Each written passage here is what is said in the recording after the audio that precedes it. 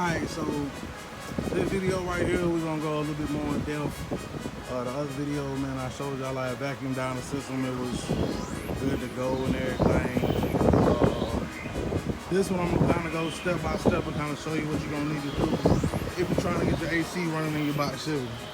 So the most important thing I was told by a mechanic was that you need to change out your orifice tube.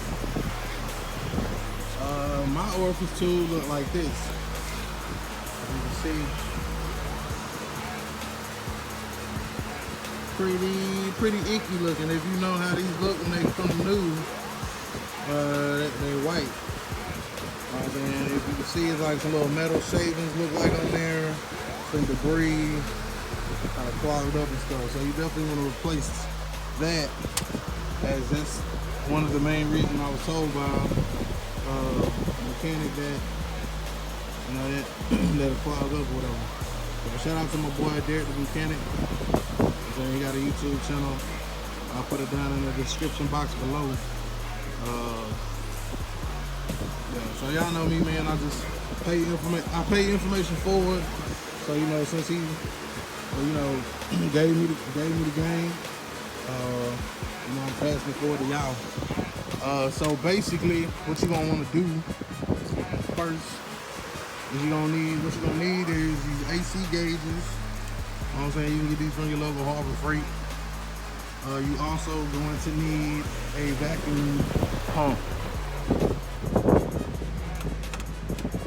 This one here is like a 5 CFM. Yeah, this one is like a 5 CFM. The only difference in the CFM is how quick it'll, you know, vacuum down the system, etc., etc. So you have that. So you're gonna take your gauges.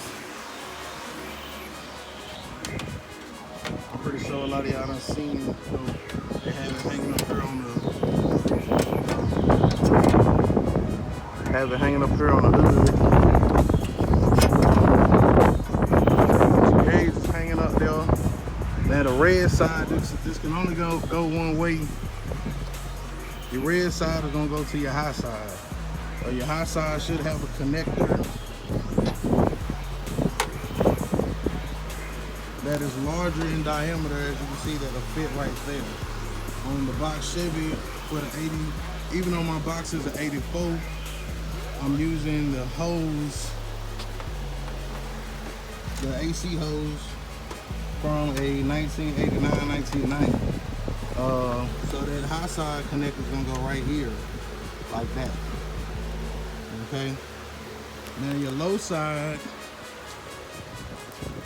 this blue, or your low side, cold side, that one's gonna go right here on this connector that's on the accumulator. Now, once you have, well, first of all, make sure that like your gauges is closed. All right, now this one right here, this yellow one in the middle, that's gonna go to your vacuum pump. This is what's gonna vacuum down the system, get all the moisture out. My boy said this is a very important step that a lot of people overlook, take for granted, and that's why, you know, like, stuff don't be hitting the way they want it to. So on this particular pump, it's gonna hook up to this right here. You can get a pump, you can get this a vacuum pump, man. You can rent one from O'Reilly's, or, you know what I'm saying, you can go buy you one from Harbor Freight. You know what I'm saying, you got a couple options there. So let me get this twisted on here. So get that on there good. And then you're gonna put power to your pump, and then I'll get to the next step. Let me make some adjustments, get some more lighting and all that. So now, after you confirm that your gauges is closed, you know what I mean, you're gonna want to go ahead. Yeah, after you confirm that your gauges is closed or in the off position, you're gonna want to screw down on this connector. Now you can see this connector a little bit better. So after this, now these just, they pop on there like this. If yours does not have that on there, then you might have to pick one up at the local parts store. But that's the adapter so that these can go on there. So once you get it on there, you're gonna wanna twist this right here down. Now when you twist that down, it's gonna pretty much open up. That pretty much opens the system on that side. You're going to then do the same, repeat the same process for this side. Boom. Now I did mention the orifice tube earlier, and when I first was fooling with this, I wasn't exactly sure where it was. But this right here, if you look, if you unscrew this line right here, and I'm pointing at, so you can see in reference where the light pointing at from the front of the car where it's at. On my 1984, my orifice tube goes right inside of that. To pull the old one out, you're gonna need a pair of needle nose, and then you put the new one in, push it all the way in, put your hose back on. Make sure you got your O-rings and everything like that on there. Now that you got everything, make sure we got this turned down. So now pretty much the system is open, right? Or closed. Actually, you can see where it's already like down at a negative vacuum. But I'm gonna show you what happens when we turn it on. Alright, now that we got pretty much everything hooked up, now what you wanna do is turn on the pump, turn on the vacuum pump. Depending upon the model of pump that you have, the vacuum may be controlled by like a gauge like this or a knob like this. So you open the valve all the way, and if you look up here, when you actually open, now we're gonna actually open each side. Now watch what happens if I open this. See, do y'all see it? Well, it probably vacuumed it all the way down. But you see how it moved all the way down. And so that's putting a vacuum on the high side. You do the same for this side. I'm gonna open it up.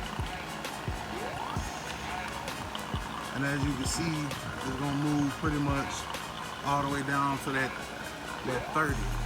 So 0 is like regular, and then you got like negative or like 30. And that's under the vacuum. Now you want to let this sit, run for about an hour or hour and a half, depending on it. I already vacuumed out the system, but I told my boy I want to do it like one more time just to make sure everything was on the up and up. Had that little extra peace of mind and stuff. So he's just gonna let that run. Now what y'all didn't see the other day was when before I realized that I had the right hose but the wrong compressor, you know what I'm saying, and all of that there.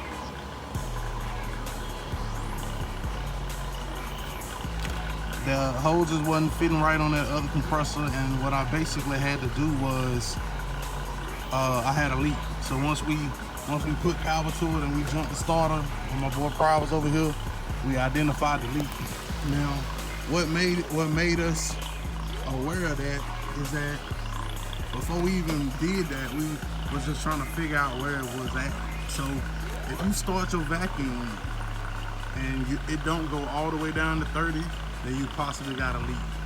The first time when I was doing it, it was sitting at like 15 before we discovered where that leak was.